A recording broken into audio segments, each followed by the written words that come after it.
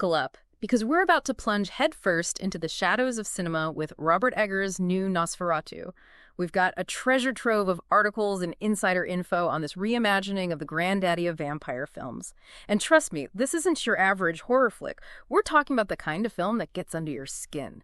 We're going to unpack why we're drawn to the monstrous, the enduring power of horror, and yeah, even a little behind-the-scenes drama to spice things up.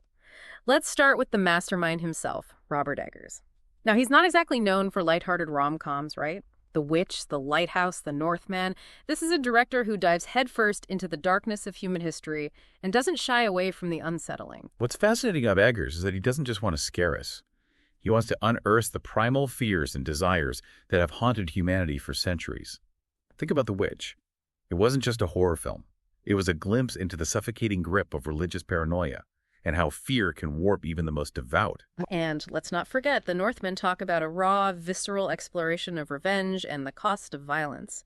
Eggers has a way of making us confront those uncomfortable truths about ourselves, the parts we usually keep hidden in the shadows. Which brings us to Nosferatu.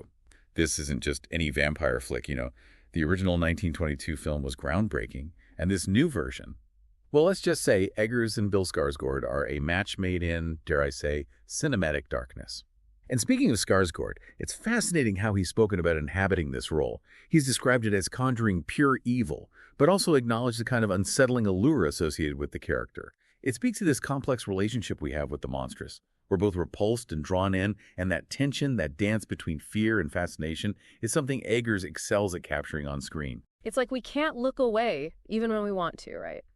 There's something about the darkness, the mystery, the sheer otherness of a creature like Nosferatu that speaks to something deep within us. Now, this wouldn't be a proper deep dive without a little behind-the-scenes intrigue. We've had casting shakeups, pandemic delays, even Harry Styles was briefly attached at one point.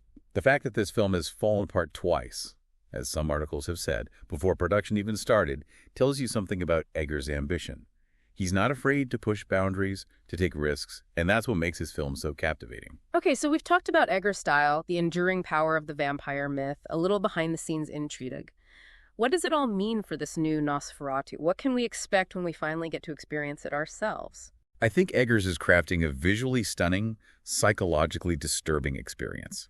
This isn't going to be a jump scare kind of horror film. Imagine being drawn slowly into a world of shadows and whispers, where the line between man and monster blurs, and you're forced to confront the darkness within yourself.